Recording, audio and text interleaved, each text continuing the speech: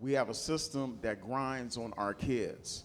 So I know that one of my goals is to do everything in my power to make sure that both the parents and our kids have tools to deal with police, to deal with the criminal justice system, and to just have a better understanding of it to navigate it. When we talk about these things, as it relates to young people, I hate to do it, but I always want to make the clarifying points in terms about practical application, because somebody will get in a bad situation thinking that the law is equally applied to everybody.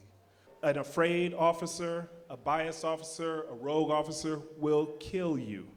And that is hard for us, some people, to tell their children. And that's the reality. Today, that is the reality. Well, there's two things you want to know ahead of time, which are a police officer has a right to contact you or stop you if they have probable cause or a reasonable suspicion. Now, if you were stopped for questioning, do you have to give your name or show your driver's license? As I told you, no. But the reality is, if you refuse to do so, you might wind up going to jail. And most officers, if you are in Oakland, Compton, Detroit, New York, Brooklyn, and you're a brother walking down the street, that's pretty much probable cause. You know that, so there's no reason to think otherwise. The point is well taken that although we have these protections of law, the thing that we want to make sure that we leave everybody with tonight is that we're about having our kids stay alive. We're about not having them beating or brutalized or suffering from excessive force. We need to increase the pipeline to our profession, and while we're going out and presenting this knowledge and hopefully encouraging young people to consider the law as a possible career choice and have more of us out there to play a part in the ultimate decisions which we face when we're in the criminal process. It is also why we need to have more African Americans serving on juries.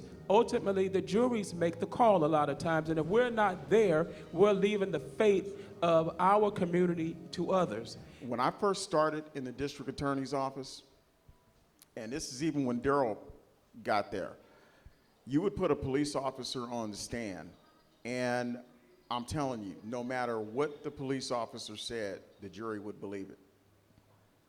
And no matter what the other person said that contradicted the police officer, they would believe police officers at 100% of the time. Today, it's a different story. It is a very different story across the country with police officer testimony, because America has now, they're starting to wake up and understand that what goes on out there between police officers and particularly the African American community is much different than what goes on in their community. And so the benefit is that today, if your version of events is different from the police officer's version, you have a much better chance of prevailing in a criminal court today.